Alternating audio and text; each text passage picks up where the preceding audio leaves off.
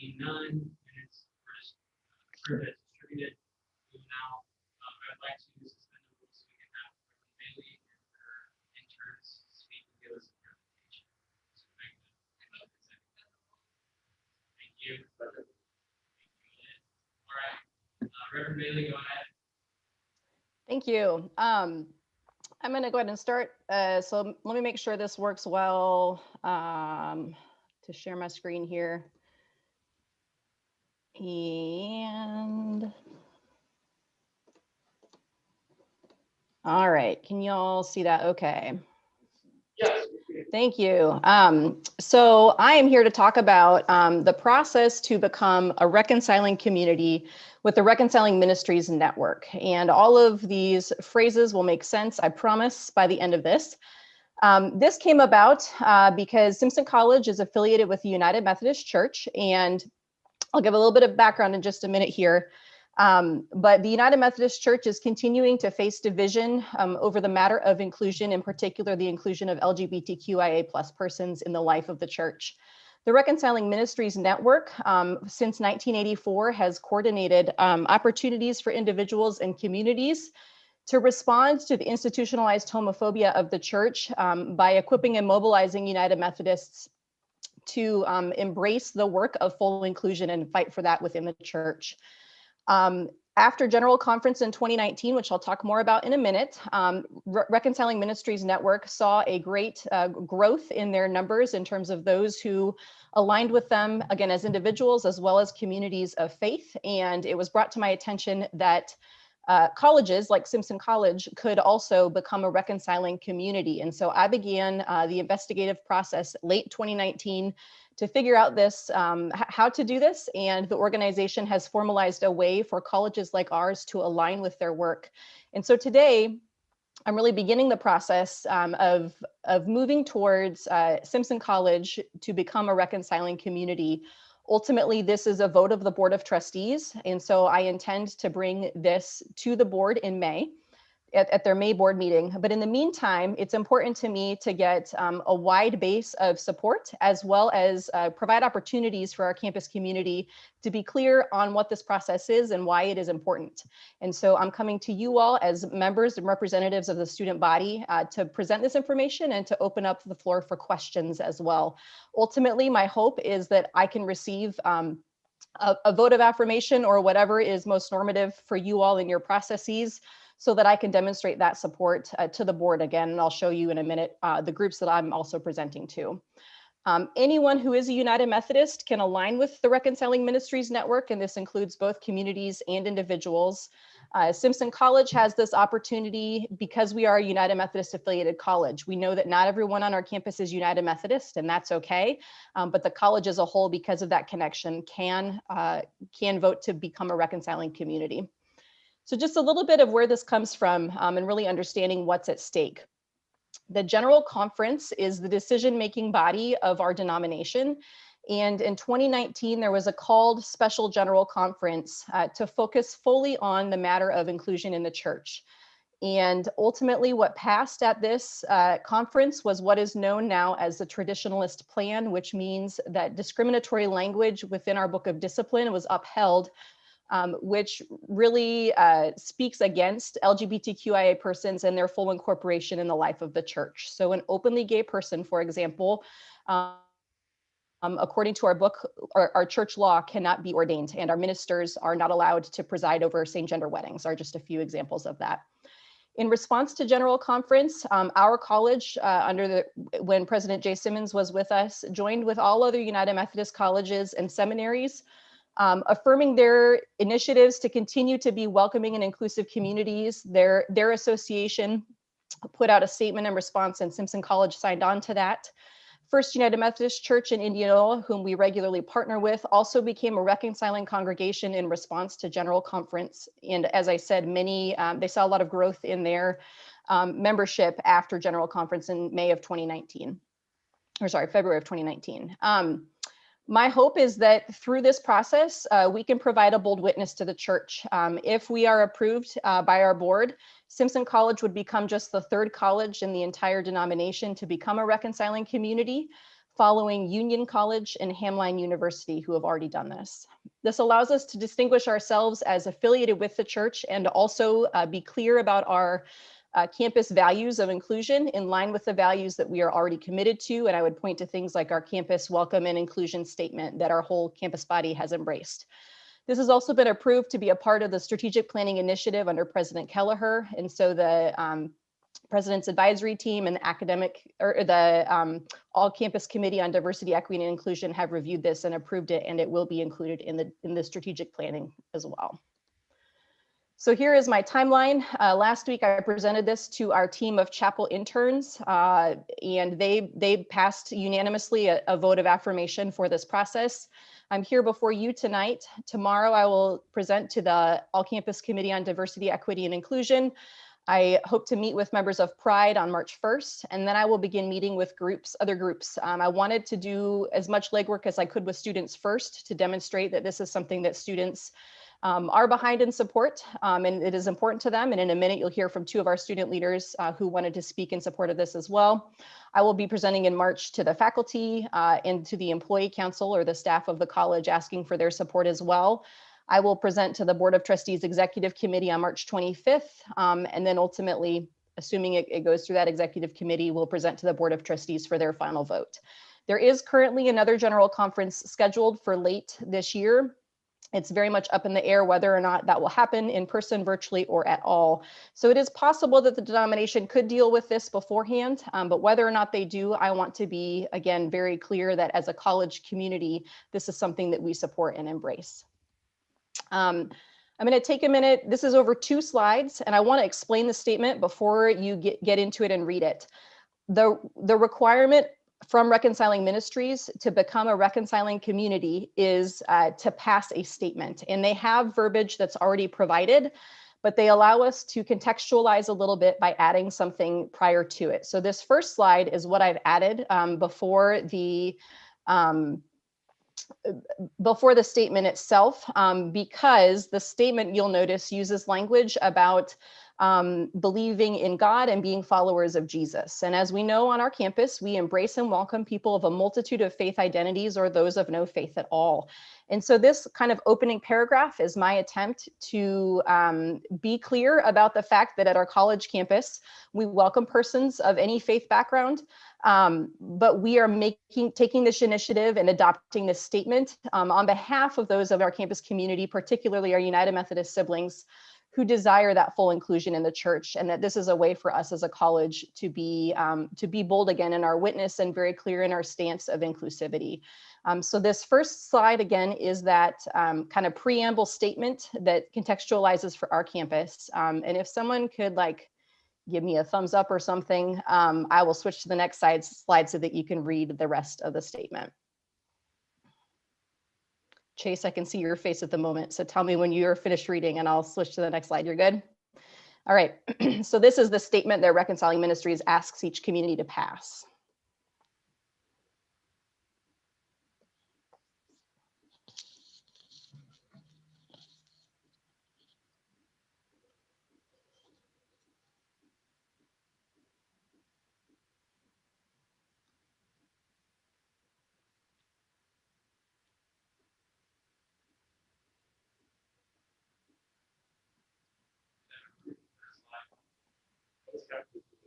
Don't worry about it.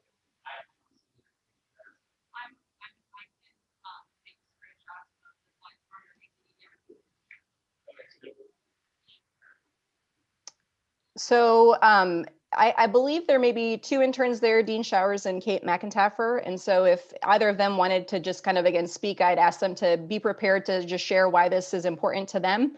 And then certainly want to give the chance to entertain any questions from anyone present tonight.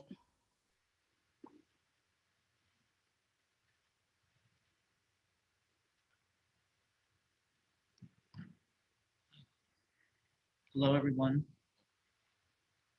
Can you hear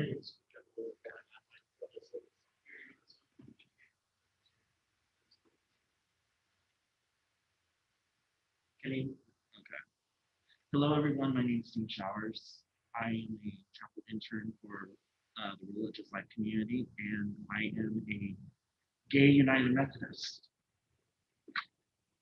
The reconciling ministry for Simpson becoming a reconciling ministry means a lot to me as a gay individual because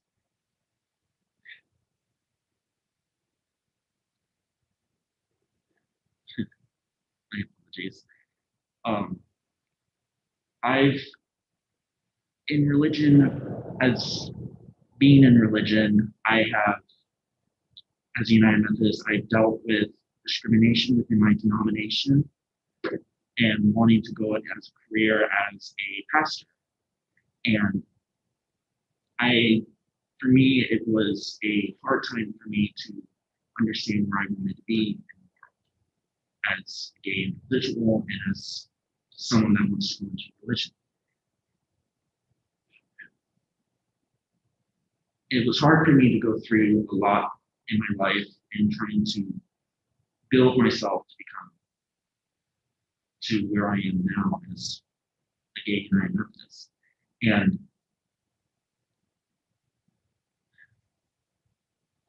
what I wanted to do, what I want is to be able to have people come from high schools to transfer students who are LGBTQ, who want to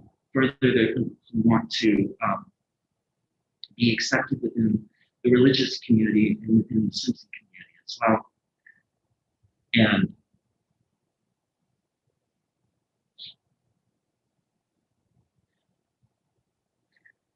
doing that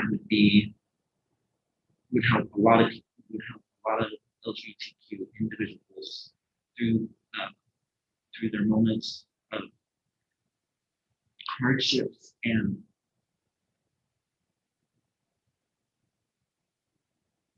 through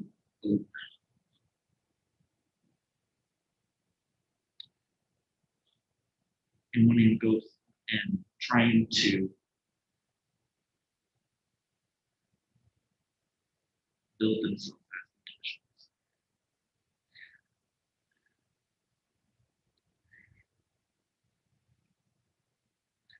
As Smith Chapel, we strive to be inclusive to everyone, race, religion, sexuality, and we strive to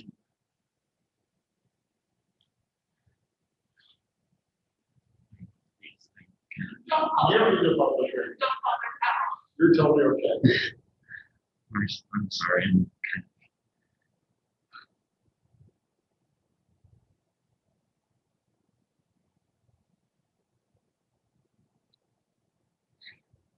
I wish I had this kind of ministry in my life, the reconciling ministry when I was a freshman. I really wish I could have that because it would have helped me a lot more to get through college through my freshman year. I really didn't know what I was as an individual. I didn't know where my career would go as a religion major because being gay was taught as not as sinful in that aspect.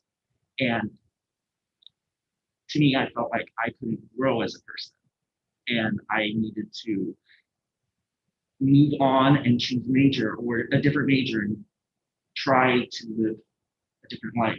But for me, it was hard for me to keep going in the religion major as it is because of my sexual orientation. The reconciling ministry will help affirm people, LGBTQ people, that they have worth within the denomination of the United Methodist Church, within any religious denomination, and that they have worth to be a part of the religious life community within Simpson and within their own selves.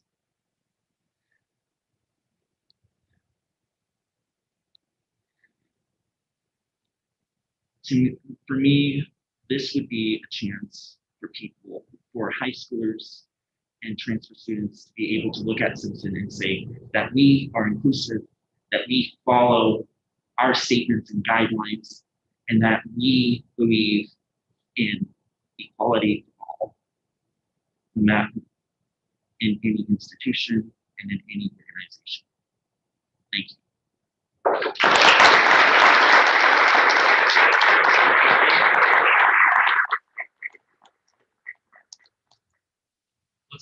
Thank you, Dean. That had to take a lot of courage. So thank you on behalf of all of SGA.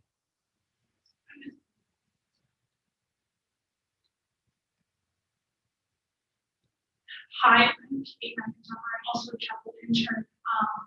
I have been fortunate enough to serve as a mentor for the Citizen Youth Academy, and that program literally saved my life. When I was serving that in the summer of 2019, it was just after General Conference.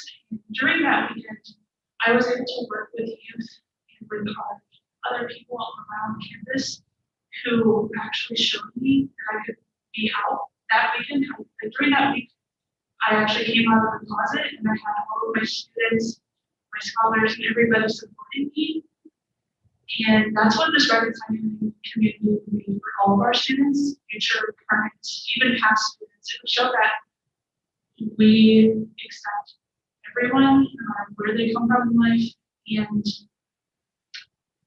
it's hard coming. Like I didn't grow up in Memphis. I grew up in a Christian denomination, but this doesn't just mean something for Methodist. It means for everybody. Like if you grew up in a Christian background, if you grew up in different religious background, even if you grew up with a religious background, this is something that wouldn't fix all of these stuff that we've gone through in religious communities as queer as members of this community, but it would help us feel more comfortable in our religious community because someone who is I'm bisexual, as someone who is part of this community, going into a religious space can be very terrifying. It can be absolutely daunting to walk into a space and being able to say that Simpson would be a reconciling community would mean so much to myself, it would mean so much to other people on this campus, just because it would affirm that we are safe, that we are included on this campus. All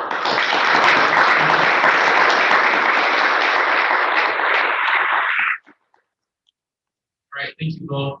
Reverend Bailey, what would you like to see next? Just like us to vote in support of it? Yeah, that's what I'm seeking. So whatever that looks like for you all, unless you have questions that I can answer as well. We'll go ahead with the questions if anyone has any. Go ahead, Elliot. So I was curious as to how we would go about voting on it. I was wondering if we would do a resolution that would include the language that they suggested, or if we're just going to vote blatantly on the statement. I don't know if there's any precedent that how we should do that. That's what I was curious about.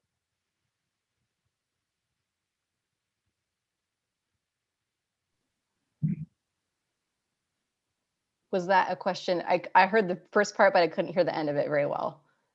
I think that's more of a question for Chase and Jorge. Okay.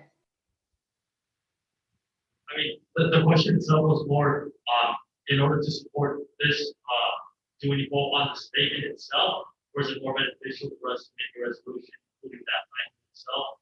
Or for you, what's the best step for us to move forward and support of this? Like what's needed from us? For my purposes, I think really just the statement of affirmation that you agree that Simpson should, the board ultimately should vote to become a reconciling community. So you could adopt the statement if you wanted for your own, but again, the ultimate action rests with the board. So I'm seeking a groundswell of support across campus. All right, so we'll go ahead and vote. Enrique, you have another question. You can go use these slides. Enrique has a question or a comment. Sorry. Should be on. Oh, yeah. Yeah. So I just wanted to comment and say that talking a lot of courage. Talking to here. It's simple. It's Simpson's honest about walking and talk, then I look seniors and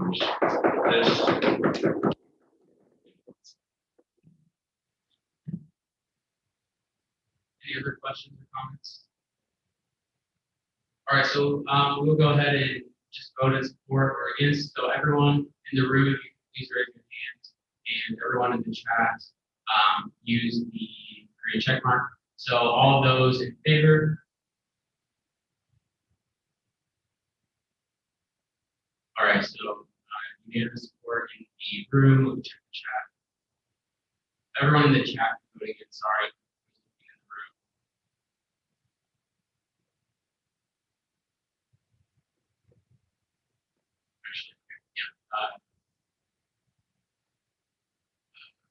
Complete votes yes in the chat.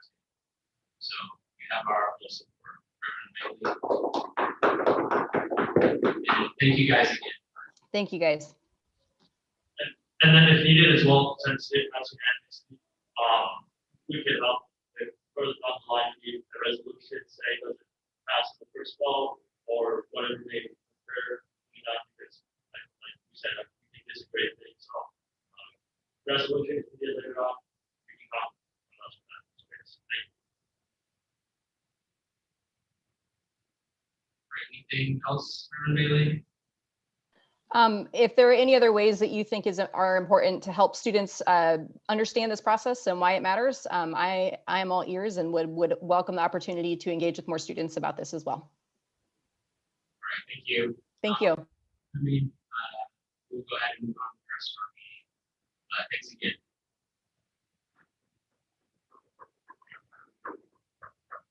So you guys say. Yes, just All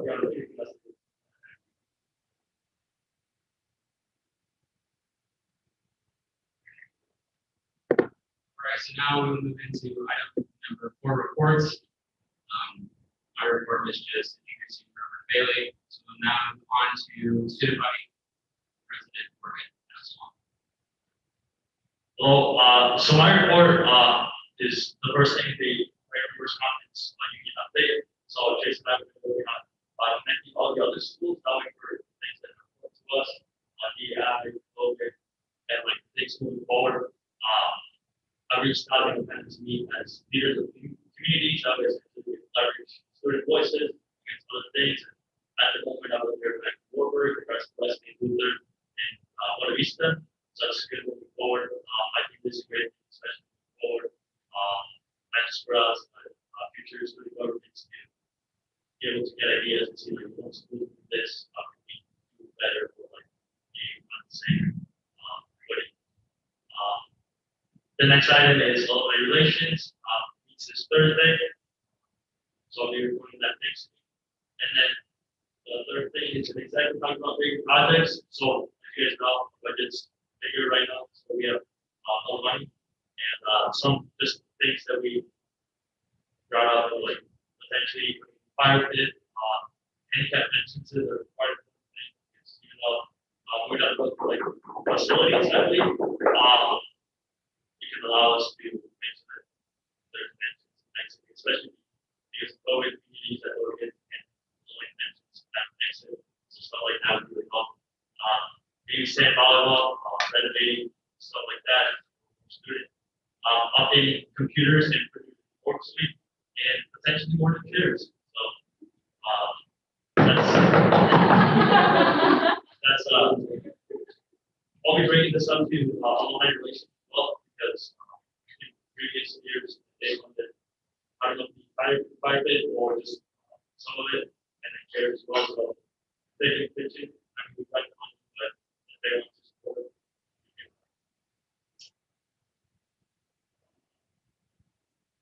Make it big. And yes. So any questions? Or comments?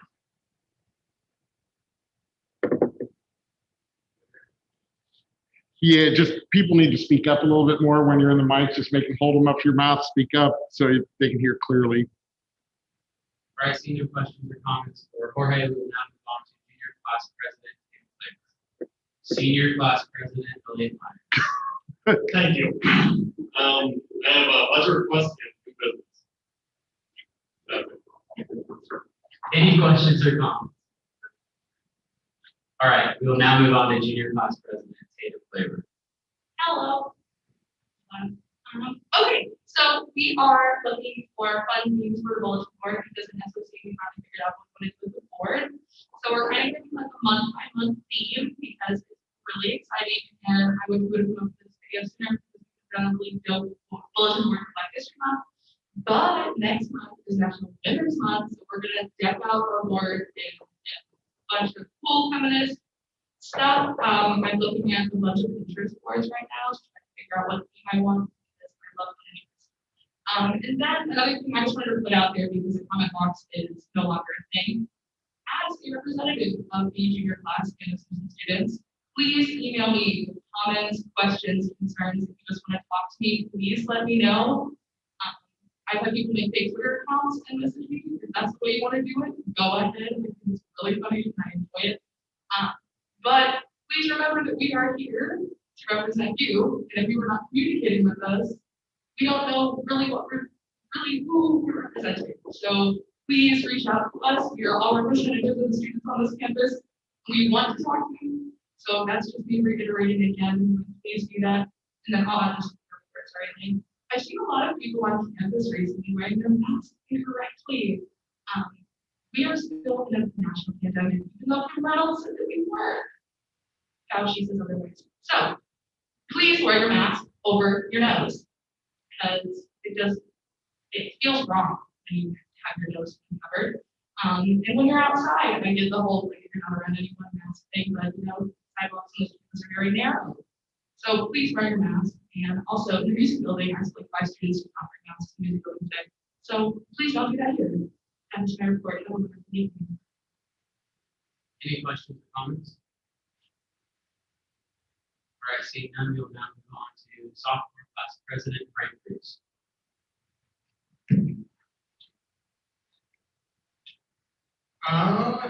You guys hear me? Yeah. So talking about tampon dispensers, the project is starting up this week with the first. And then after that, we will progress from there. And then the next thing I'm going to talk about is the Campus Smart program. I talked to Beck, of course, about potentially working together about this project. So right now we're brainstorming ideas, plans, of course, for this. And then my last thing I'm going to talk about is our lane is the same thing as Tatum said. The software class, if you have any questions or concern, let me know. I will try to best my abilities to bring it up in SGA. That is it. All right, Frank, it looks like this got a quick question. When you say bowls, what do you mean by bowls? Like just the ones in Kent or like all the tampon dispensers everywhere on campus? Sorry, I should have been more precise. So the bowls is the ones that we already have in the bathrooms. And so we're going to start off with that. And then until we get more, and then we're going to progress from there. Of course, we get actual tampon dispensers. Any other questions for Frank?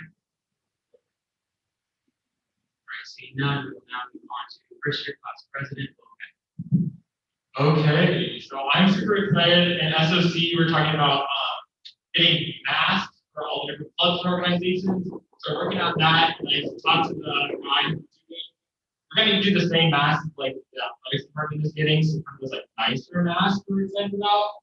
So we're looking at those for all the different clubs and organizations, as well as spreading it to like the whole campus. So hopefully getting their one campus like 2 or 4 masks, because I know the ones that you got in here are probably old and gross, so, and also not as comfortable. So we're hoping to get some more of those in the upcoming weeks. And then we also talked about getting like kind of a social media for SOC, just to kind of promote some different clubs and organizations. For me, my dream kind of like club of the week or like club of the month to kind of highlight some things going on, both on campus as well as like Women's History Month, or we can promote some women clubs. So different activities like that. And then finally, yeah, like Ray said, me and him are kind of talking about doing a big campus-wide activity in later, probably April. So just to promote all different clubs, get people excited for I guess, kind of the end of the year, as well as in getting into next year, getting people invested in some different clubs and activities, and just hopefully having a fun campus-wide activity and kind of party. So get excited for that. And then I guess, as Tatum and Frank said, yeah, I represent the first year class, so first year students. I know it's been a super hard year for a lot of us. So if you guys need anything, please reach out to me so I can try and help you guys, and help all of us, as well as all the other first year class representatives, because we are here to help you guys. So we know it's been super tough, so please let us know what you're seeing and what you're facing, and then we can try and do what we can to help us all of us together. And of course, any questions for Will? Seeing none, we will now move on to other reports. Go ahead, Scott.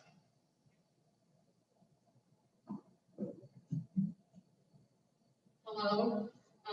Yesterday, me, Tatum, Dylan Seibel, Tracy Cobb, with Maeve Cowan, Heidi Lavon, and President Kelleher, specifically because a few weeks ago, ACBEI sent an email to President Kelleher. It was like 5 pages long, had a lot of stuff in it. I and helped write the students section specifically, and it was in reference to like the multitude of student demands and resolutions that like SGA has sponsored with like ESU, MSA, ISO, and LOU. And in President Kelleher's email back to ACBEI, she made the statement that all of the student demands had been solved or were close to being solved last fall, which just wasn't a true statement. So I was like, hey, let's meet and discuss this because you have stopped sending out DEI updates. So I no longer know where you are, and you seem to think you're done. So let's talk about that. So we know that yesterday at 2, it lasted, or 2:15, lasted about an hour. We didn't get through everything, but we got through some really important things like counseling services, which was a big one since Heidi King spoke to us like 3 weeks ago. And so we got some clarification on that. The first is that like for the next, how many months we got left of the semester? 2, 3? Something like that. But for the rest of whatever the semester is, counseling services is partnering with an organization in Des Moines. And the first initial business degree is the most expensive one. And then they're going to be doing group sessions, or they're going to decide to do drop-in hours for like the subsequent weeks up until the end of the semester. Once they deem how much need and how much funding they are going to need to put into the program. So once they establish like how much use is this actually going to get, they are going to put more money into it. Therefore, all people of color on campus have access to that therapy for free. Because I know a lot of us have the big concern that like students are going to pay out of pocket to seek mental health help, and how that just isn't fair. Because like we all pay a fee to be able to gain access to free mental health care here, and like POC students therefore won't. But Heidi guaranteed me that after this semester, going into next semester, once we establish a need, all visits will be here for POC students. So it was good to get some clarification on that. The second one that we talked about was the first demand that the students made, which was compensation for the trauma that POC students endure on campus. President Kelleher's understanding, and she said that she got this information from Elliot, but I know she didn't get this information from Elliot because I gave Elliot different information to give to her. So I know it didn't come from Elliot, but she said that compensation was no longer a thing because she thought that the students wanted, and therefore they haven't been working on it.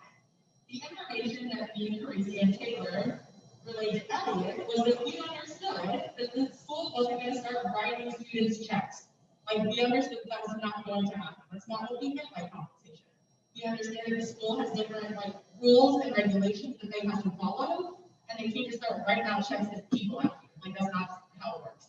So our suggestions last fall that we gave to Elliot, and then we gave to President Kelleher again yesterday, was for things such as like the George Washington card directly aimed for students to bring culture on campus gets handed out to white students like crazy when there is no culture that white students are bringing to campus. They can better use that money to disperse it between POC students and international students who are actually bringing a culture to campus and put that money towards them instead. And then we also, Parisi brought up things such as like students who no longer feel safe living on campus For you to live off of campus, you have to get scholarships taken away, or you have to lose money because you have to buy an apartment off of campus while still paying the school money. So that was another avenue that Caracia specifically wanted, because she is someone who no longer feels like she can function mentally on campus, but they won't let her leave. So she either has to keep paying money to like have an apartment here and have another apartment, or lose scholarships and no longer to be able to attend school. So those were like a few things that we discussed. And then the last thing we discussed were gender issues on campus, such as deadnaming, the lack of respect of pronouns specifically from faculty and staff, and more gender neutral bathrooms. Specifically on gender neutral bathrooms, they discussed, or President Kelleher told us that there's supposed to be like a building planning meeting happening soon, where they're supposed to like assess the buildings, and that they were going to make adding more gender neutral bathrooms specifically in academic buildings a priority. Because it's been a conversation that's been discussed for years and has never been solved, but they made us the promise that was going to be a priority. And I think the building planning thing is happening sometime this year. So when they do the building planning thing, they're going to make adding gender neutral bathrooms a priority. And then lastly was, I told them that they needed to start sending out DEI updates again. And if they decided that they were going to no longer do that, that was assigned to me and to all of the other students on that call, that Simpson has decided to no longer care about DEI issues. And then that will be a problem that we address at a later date, and that how we address it will not be that friendly. So that is what happened in the meeting. It was a lot, and I'm sorry that I talked a ton. Oh, you want to say something? Any questions for Ms. Gosling or comments? Will the counseling go into May term, do you know, or is it just March? For this semester? Yeah. I think it's supposed to go into May term. Perfect. So, thank you. Any others? All right, we can now go into the ACDEI update from Tatum. Hello. So just another thing, we are having an ACDEI meeting tomorrow, just to let everyone in the room know. But this, my report specifically is on the Vice President for Diversity, Equity, Inclusion position. That position went live today, so hell yeah, we're finally doing some stuff. On the minutes, I did post the link of the Physical Simpson College webpage where the job is posted. The job was posted on 4 other sites, like Diversity Jobs, and then a few other ones. And on another one, we put in some more money to get it tailored to a specific audience on these jobs that specialize in DEI. So we're trying to like get a more diverse and narrow pool that we're trying to reach out to. But please click the link in the minutes if you guys want to read everything about the position. But hopefully we will be reviewing applicants the week of March 15th. In case you forgot, me and Jorge, so sorry, I don't know where my brain went, that was really true. Me and Jorge are on that committee. I think we're the only ones in SGA that are a part of that search. I'm on ACDEI, that's why I'm a part of the search into that. But I will be updating you guys as much as we can. It is a confidential process because of hiring. So apologies in advance that we probably won't be able to say a lot of things. But once we have a new person for that position, we'll be able to talk about it. So yes. Go ahead, Elliot. I don't know if anybody can hear me, because I don't have a mic. So I noticed that I went to the link that was on the minutes that you just prepared, and they added the Title IX coordinator to that position. So I didn't know that they were doing that. Was that like a late stage plan, or did they have that intent from the beginning of the process? It wasn't intended from the beginning because it is like a dual position. Like it is a very inclusive position, so you need to have adequate knowledge on both topics because they both fall under DEI.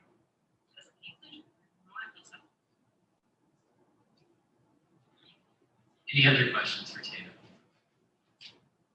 Go ahead, Scott. Are we sure that they aren't going to hire a white man to take this position too? No, we are not sure that they're going to. No, but from being someone who was on that search committee and who was on the search committee for the BEM position, I did express to President Kelleher and Mike Levine my frustration with the new hiring. This is really unacceptable, but that's other news. So I can give you all my word right now. I hope you guys can trust me. We all know who I am. You know damn well that I'm going to be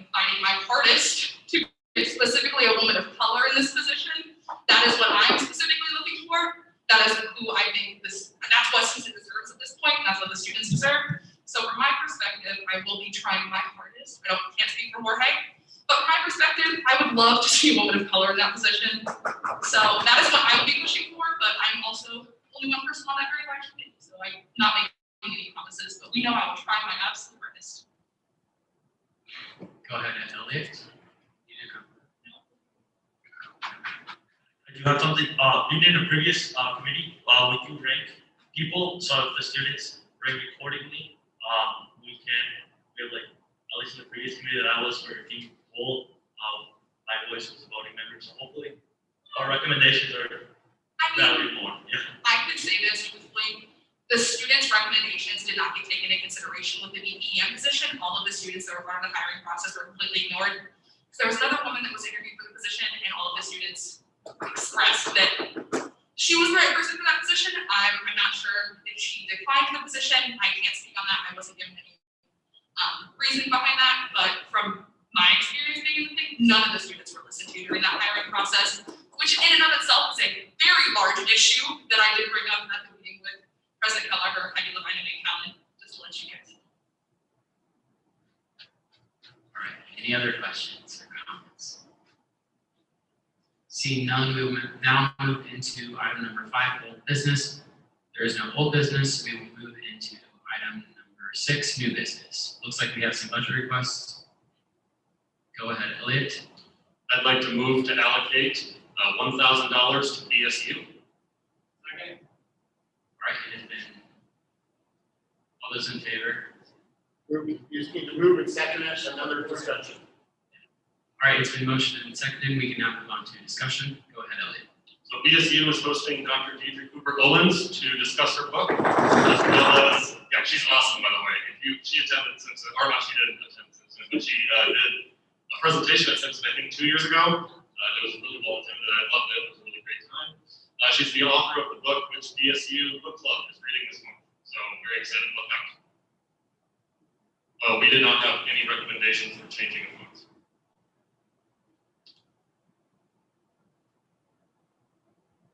Now you vote. Or is there any other question you know, or any discussion? Any other questions, discussion, comments? Go ahead, Wyatt. Where's the money going?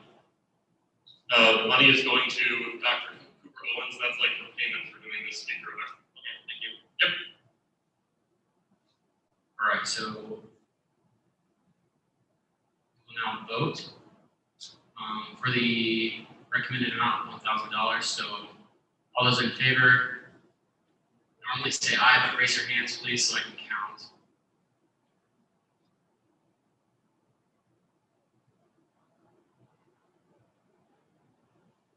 And then I have those who are online, raise their hands online. So you count those. All right, and all those online, please raise your hand. David, you can't vote. He's at BSU. Oh, he should abstain. And then abstentions.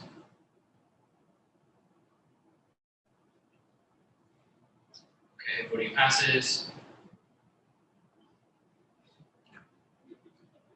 All right, it looks like there is another budget request for Free Law Society. Go ahead, Elliot. So this is actually money amount that we've already approved for our finance code, section 7, subsection B. But it was approached by the Free Law Society to get $159.50. And they would like that for funds to buy each of their speakers' mugs from the bookstore. Again, it has already been approved, so there's no need to vote by the SGA. Questions, comments for Elliot? All right, seeing none, we will now move into item number 7, general discussion. We have nothing in general discussion, so we will move to item number 8, announcements. Go ahead, Tina. So much to take. Okay, I'm just gonna say the first two because I read the first two. So first one, research symposium applications are due on March 1st. And if you are in a capstone, that's very important to know. So if you would like to submit something for that, the deadline is March 1st. And then Michelle Duster is going to be here tomorrow. All of you guys should be really hyped about this because it is a phenomenal event. And I'm going to be completely honest, I expect to see all of you there because you all support your fellow Black students. Am I right? Yeah? Okay, great, love that. Okay, so she will be here, not here, it's a Zoom event, obviously, Corona time. At 7 o'clock p.m. tomorrow on Zoom. The webinar link was in last week's minutes, and it's in the Campus Pulse as well, so you have adequate information to sign up for that event. And I really do expect to see all of you there, because there wasn't a lot of you at the die-in, just saying. All right, it looks like Piscazi wrote the second announcement, so go ahead, Piscazi. BSU is having bingo on Friday at 6 p.m. It's gonna be freaking dope. I got all the prizes yesterday. They're lit. And some are also from Black-owned businesses. So you should come if you A, want to support BSU, and B, want to support small Black-owned businesses.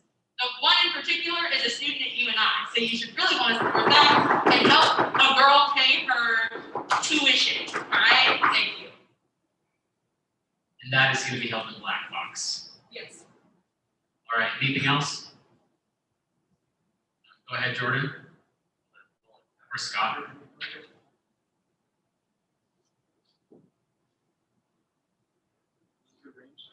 Speak up a little bit. Hello. Tomorrow marks the beginning of the Jewish holiday of Purim, so say Chag Sameach to welcome to your Shmats.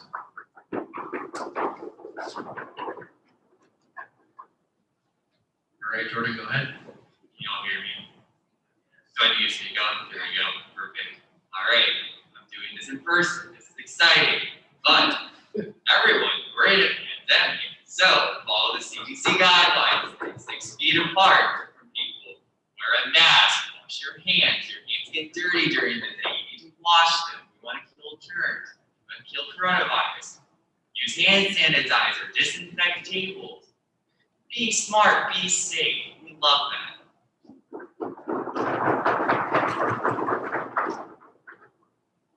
Does anyone else have any announcements?